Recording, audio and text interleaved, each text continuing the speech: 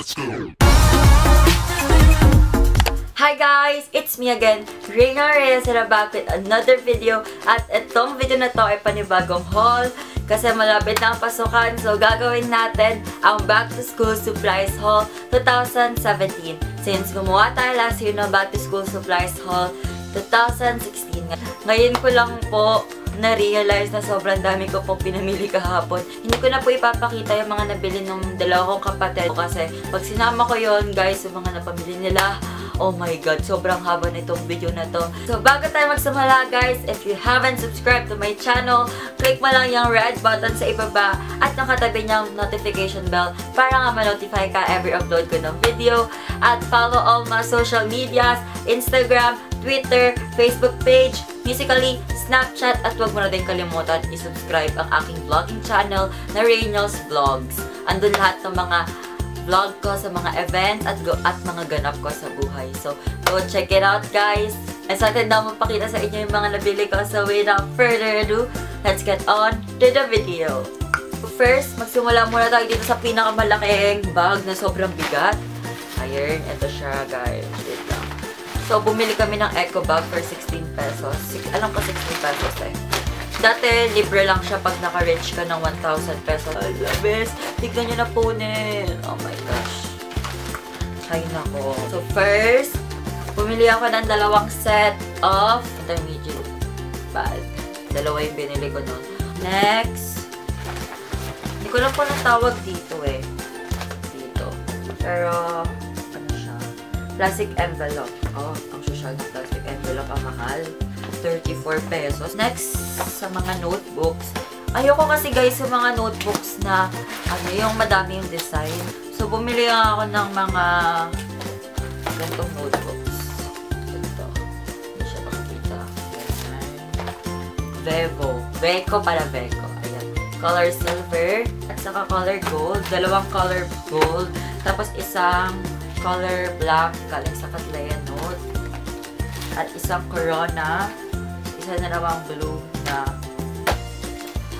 Cattleya Note. So, bumili nga ako ng 6 na notebooks para sa mga major subjects at dun sa mga assignment notebooks, quiz notebooks, mga ganon. So, bumili ako ng 6 na plain or colored notebook. And next, bumili din ako ng binder. Ayan, ang cute na binder. Gayahin natin emoji challenge. Hindi ko kaya yung ganong katabes. Singkit na nga ako, sisingkit pa. So, bumili naman ako ng binder para sa mga minor subjects. Yung mga hindi nagpapasulat ng mga teacher. Para sa kanila yun. Kasi last year, nag-binder din ako kung napanood nyo yung dati kong Back to School Supplies Haul 2016. Bumili din ako ng binder. Naka-survive naman ako. Pero yung mga major subject talaga, sobra nila magpasulat. So, pagkatapos sa notebooks, pumunta naman tayo sa pinaka-cute para sa akin. Ito yung mga ball pens na nabili ko. Oh my gosh, sobrang cute nila, Bel. Itong mga ball pens, wait lang. Itong mga ball pens na to, grabe, sobrang cute. Oh my gosh. Ayan, ang cute niya, diba guys? Yung parang meron siyang color orange and color green. Nag-swirl dito sa kanyang parang body. Hindi ko alam kung anong tawag dito talaga. Sorry guys kung mali yung term ko. Nakakagana mag-aral. So, pumili din ako ng 6 na panda. Yung isa color red, din yung 5 color black.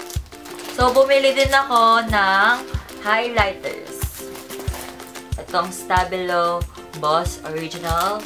Wala siyang nakalagay na color. Basta dalawang highlighter. Then, meron siyang free na Stabilo ballpen. Cute din yung ballpen ng Stabilo. And, itong Faber-Castell na highlighter pero text liner siya. Pero feeling ko highlighter din siya. Ayan. Okay. Ito yung ano na. Ayan. Ayan siya. Next, bumili din kami ng ruler. Itong ruler na Ryan's straight ruler. Pero flexible siya. Next, bumili din ako ng dalawang glue. Isang gel at isang all-purpose glue na color white. Next, bumili ako ng highlighter na sobrang mahal para sa akin. So, ganitong highlighter, feeling ko mahal, 34.75 pesos. Pero, okay lang naman. Hindi naman ako yung gumastos. Yung papa ko yung gumastos. Bumili din ako ng tape. Last, bumili ako ng fillers para sa aking biter. Pumunta naman tayo, guys, dito sa sa next bag or eco bag. So, meron ditong, ilan ba to? Tatlong set ng Manila paper set at meron ako ditong envelope. Tig-isa kami ng kapatid ko para sa first day of school. Nala din kami ng isang long at isang short bond paper. So, meron na siyang 100 sheets per set. So, 52 pesos lang siya sa 100. And then, bumili ako ng isang folder for only 6.50 pesos. Okay lang naman siya. Maganda. Wala namang special dito sa aking folder. Plain white. Ito pala yung nagpabigat dito. Nakakainis. Kala ko sobrang dami nito. Ito lang pala yung nagpabigat. Ito. Ang dami. Ang daming plastic covers para sa mga books, mga notebooks, mga ganon. Kailangan namin balutin, mga project. Ito, bumili kami ng napakadami. 1, 2, 3, 4, 5, 6, 7, 8, 9. 10 pala siya, guys. So, tapos na tayo dito sa pangalawang eco bag. Pumunta naman tayo, guys, sa mga nabili ko sa SM Department Store.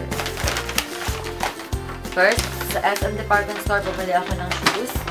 Dalawa na yung shoes ko. Yung isa yung last year. Easy Soft by World Balance. Ito yung brand niya.